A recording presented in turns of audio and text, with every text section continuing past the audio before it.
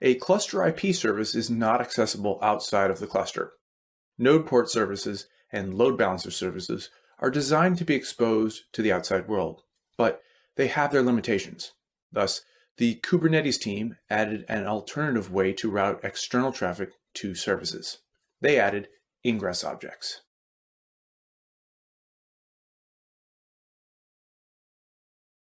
In Kubernetes, Ingress is broken down into two things: Ingress Objects and Ingress Controllers. An Ingress Object is a collection of rules which dictate how inbound messages route to cluster services. An Ingress Object is what we create from an Ingress config file, just like a deployment object is what we create from a deployment config file. Be aware that an Ingress Object is worthless without an Ingress Controller. You see, an Ingress Controller is a daemon process which implements the Ingress rules specified by Ingress Objects. Ingress Controllers operate according to the same principles as replication controllers, node controllers, and so forth. But there's one tiny difference. On the one hand, the Kubernetes Controller Manager process, which contains replication controllers, node controllers, and so forth, is installed by default on every Kubernetes cluster. On the other hand, Ingress controllers are not installed by default. If you create an Ingress object when there's no controller, absolutely nothing will happen. This is a classic mistake that we all make at least once, or in my case, once a month.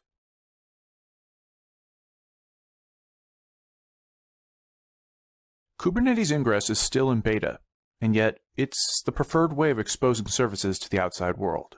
To see why, let me show you about some of its features. You may know this capability as HTTP load balancing, reverse proxying, or path-based routing.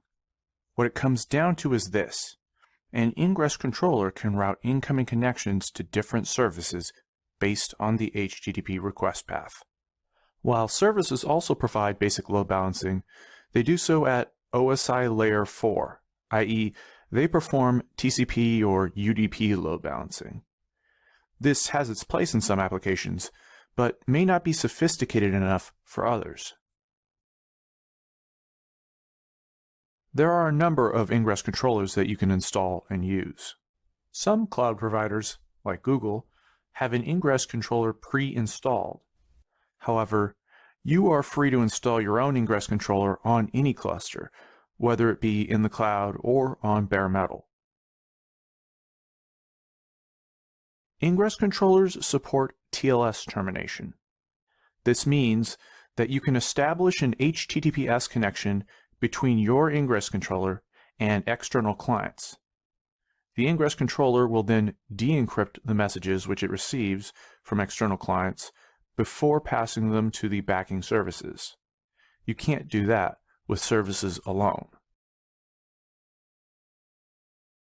Virtual hosting can be summarized as the process of hosting multiple domain names on a single machine.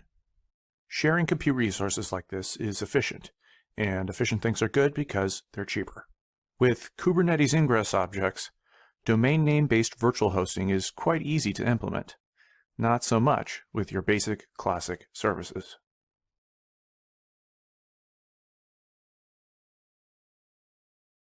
As I mentioned before, there are a number of different Ingress controllers, and each can have its own slight variations in how it's configured and what it can do. Honestly, I find this a bit annoying, but it's a consequence of the plug-and-play nature of Kubernetes Ingress. In any case, some clusters have an Ingress controller pre-installed on them. For instance, Google Cloud has the GLBC Ingress controller pre-installed on it, and Minikube has the Nginx Ingress controller pre-installed on it. For many other Kubernetes installations, it's up to you to choose an Ingress controller which best suits your needs. You then need to install it as a pod on your cluster. This installation is controller-specific and beyond the scope of this course. What we are going to do is learn how to create and use Ingress objects on Minikube and GKE. Just keep in mind that these upcoming examples might require slight configuration tweaks to work with other Ingress controllers.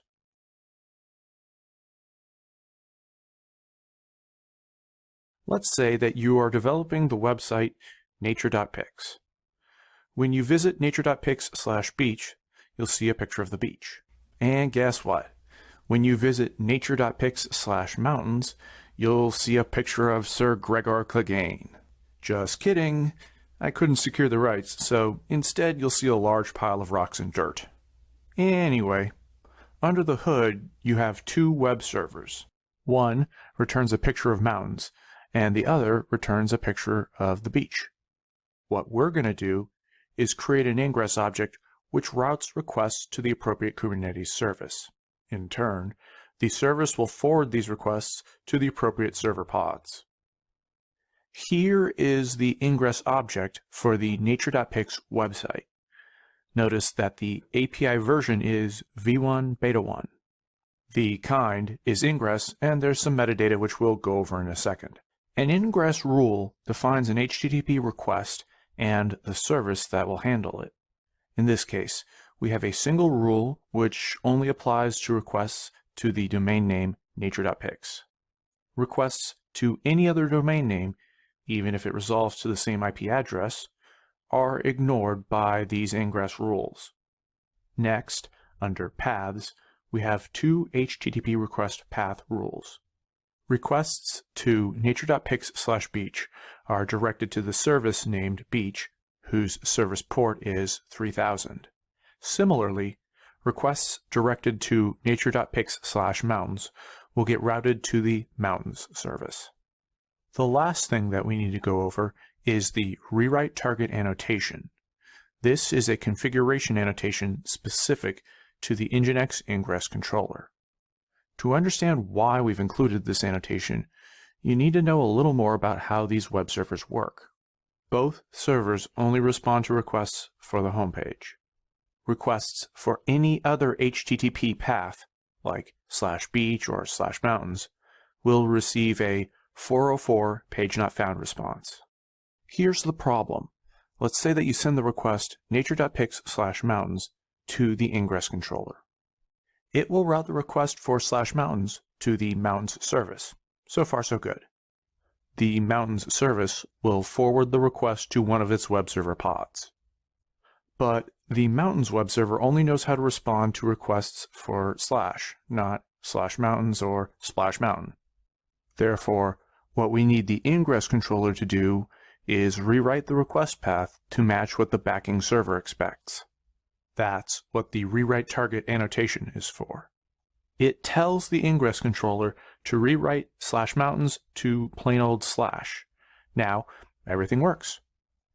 Let's take a moment to see an example of this Ingress in action. First of all, the Minikube Ingress controller is not enabled by default. It's a cluster add-on that we're going to enable now. The result is that the Ingress controller pod is now deployed onto our cluster. Now that that's done, we can create the Ingress object. Next, let's create the beach service and deployment. Then let's create the mountain service and deployment.